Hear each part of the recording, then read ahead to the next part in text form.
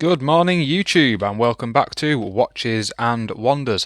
As usual, it is Tom behind the camera, and if you would like to see what we get on with on our day-to-day lives, me, my missus and the crazy little doggo that we have, please don't forget to give us a follow on Watches_Wonders on Instagram and Watches and Wonders on TikTok.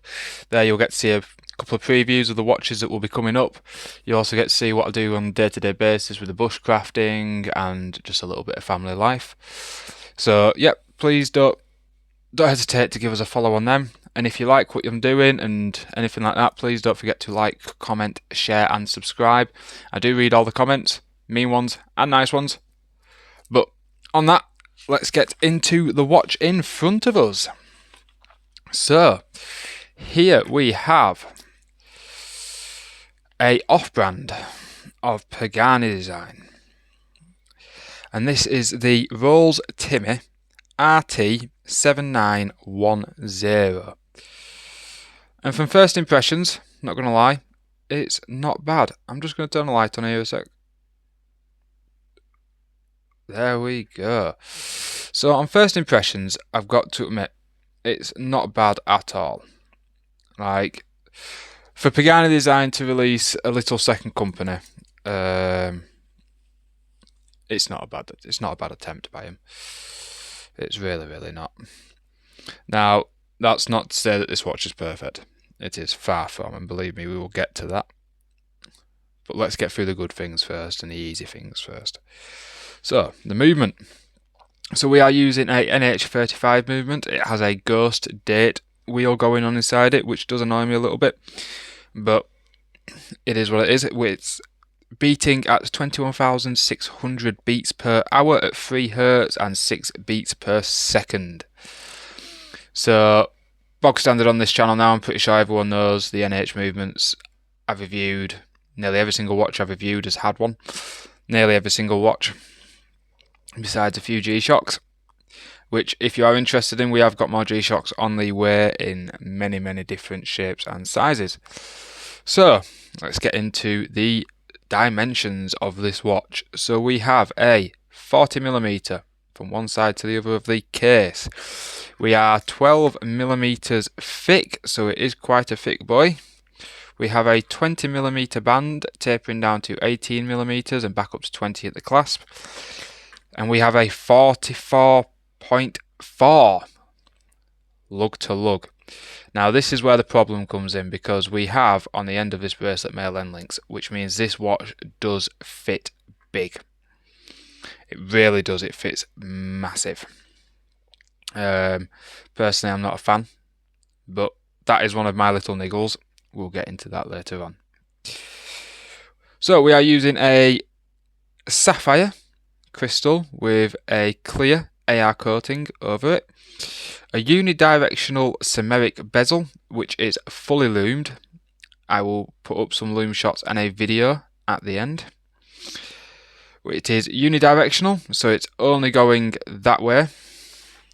I'm not sure if I'll just put it up to speaker if you can hear these clicks. It is quite a nice.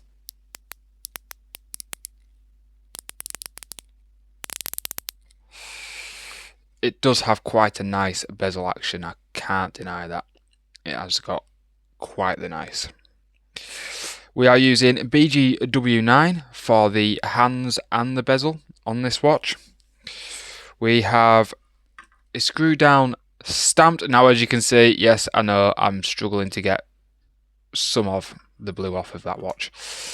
But we have BGW9, we have a screw down crown that is stamped, along with a screw down case back, also stamped, with a little bit extra information around there for you.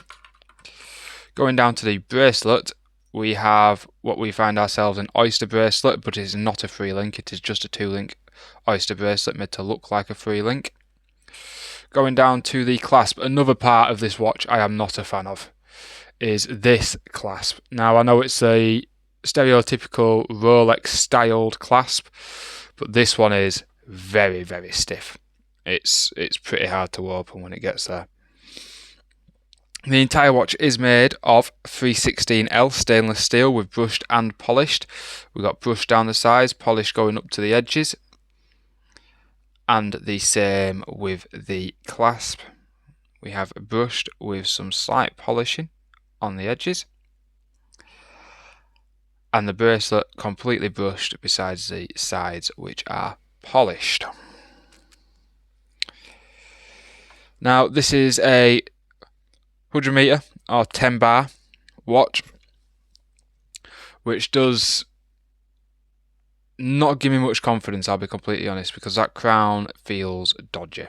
When I pull it out, it wiggles, it's quite noisy, you can hear all the mechanism. Now I know a lot of people don't mind that, but you can hear the whole mechanism and it sounds crunchy.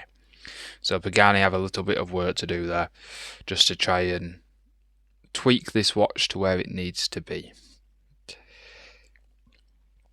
Personally, this watch will not be staying in my collection. This watch will be going up for sale. I'm not a fan of the male end links. It makes my wrist look pathetically small. But if you do have a slightly larger wrist, then this really could be the watch for you. So far, it has kept time for me. I've had it now almost a week on my wrist, and it has kept time fantastically. I think I've lost about 30 seconds in that week, which for a watch at this price, which I will get into in a minute, 30 seconds in a week, I am not going to complain about. A minute after 2 weeks, if I have to roll it forward or roll it back, I am perfectly fine with that. Really, I'm perfectly fine with that.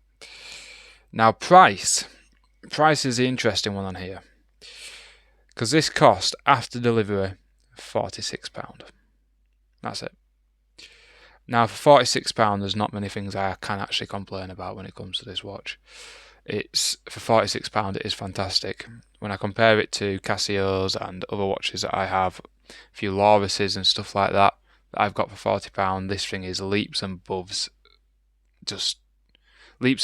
above everything else that's at its price range that isn't from AliExpress or from one of these micro brands that are doing very good at very cheap prices.